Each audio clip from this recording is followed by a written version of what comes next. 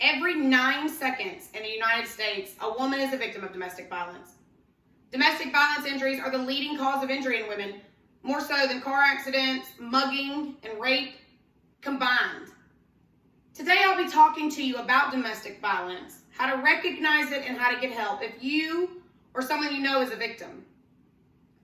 My name is Amanda Carroll, and I've done research about domestic violence and have 3 main points to give you. The first are the types of abuse, second are signs to look for, and third, how to get help. My first main point is, according to the National Coalition Against Domestic Violence, there are different types of abuse, but there are some that are more common than others. The first one is physical abuse. Physical abuse means any unwanted contact that you've received from someone in your house or your spouse. Physical abuse is where injuries occur, broken bones, bruises, and sometimes even death. Normally, physical abuse starts off small, with a push or a shove, and each time it keeps happening, it gets a little bit worse. The next type of abuse is verbal. Verbal abuse is raised voices, violent threats, violent tones. This type of abuse normally happens in private, where no one can intervene. And because verbal abuse happens more frequently, it starts to feel like regular communication. The victims start to believe everything their abuser tells them about how worthless they are, pathetic they are, chipping away piece by piece at their self-esteem, making it hard for the victims to reach out to family and friends. And the last type of abuse I'm going to talk about is emotional abuse. Emotional abuse is where manipulation occurs. They normally like to make their victims perform degrading acts or make them the butt of their jokes in front of their friends, and they blame their victims. If you wouldn't have acted this way, then I wouldn't have to act this way.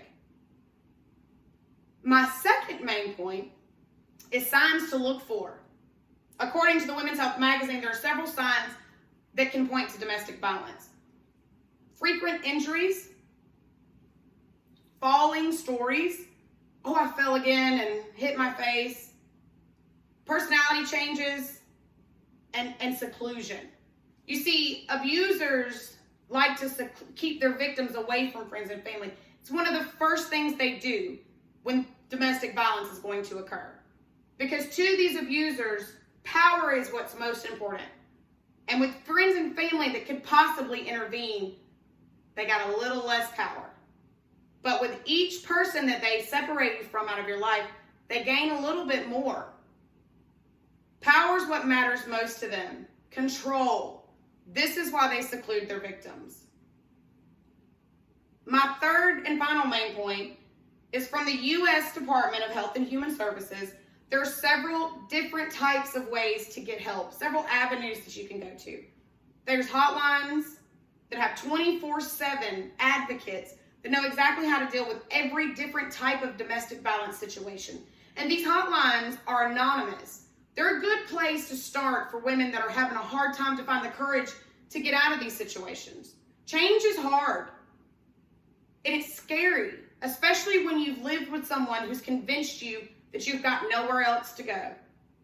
Also, all over the country, there are local domestic violence programs that offer safe houses, support groups, legal services. This is a good place to start also, especially if you've been a victim of domestic violence and have isolated yourself and you feel like you don't have anywhere to go. Just know that you can reach out to these places. That's what they're there for. And wrapping up today, I've talked to you about domestic violence, and I've gave 3 main points: types of abuse, signs to look for, and how to get help. So now you know more about domestic violence. So if you or someone you know are a victim, please reach out and get help today.